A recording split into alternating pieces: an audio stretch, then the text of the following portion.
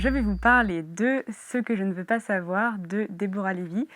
Donc Deborah Levy, c'est une autrice qui est née, enfin qui est anglaise d'origine, mais qui est née, qui a grandi à Johannesburg, en Afrique du Sud, dans les années 60, quand c'était encore une colonie anglaise.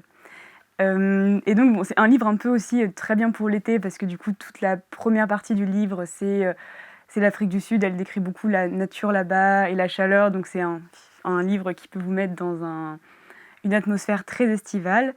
Et c'est à la fois un livre où elle raconte ses souvenirs d'enfance là-bas, mais elle raconte aussi toutes ces choses qui ont fait qu'elle est devenue écrivain. Et c'est une phrase qu'elle dit et qui est notée à l'arrière du livre et que je vous lis. Pour devenir écrivaine, j'avais dû apprendre à interrompre, à parler haut, à parler fort, puis bien plus fort, et à revenir simplement à ma propre voix qui ne porte que très peu. Voilà, à certains moments du livre, elle est dans le présent et donc elle part faire une sorte de retraite d'écriture où elle écrit. Et elle revient aussi sur tous les moments de sa vie et sur son enfance où justement elle parlait très peu, elle gardait tout dans sa tête.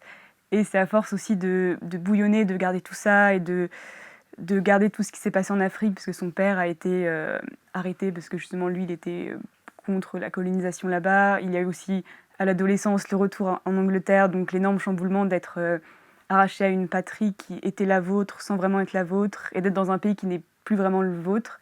Et donc tout ça qui a bouillonné fait qu'elle a fait qu'elle avait tant de choses à dire et qu'elle a fini par devenir écrivain parce qu'elle a réussi à exprimer toutes ces choses.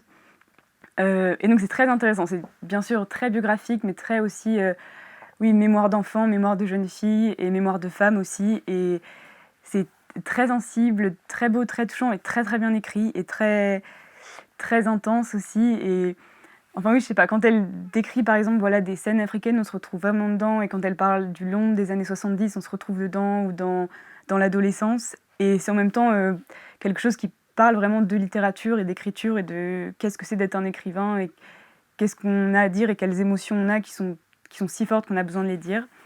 Du coup, je recommande, et encore plus pour l'été, parce que c'est aussi quelque chose qui nous fait baigner dans la chaleur de l'été, et c'est trop intéressant et très bien écrit.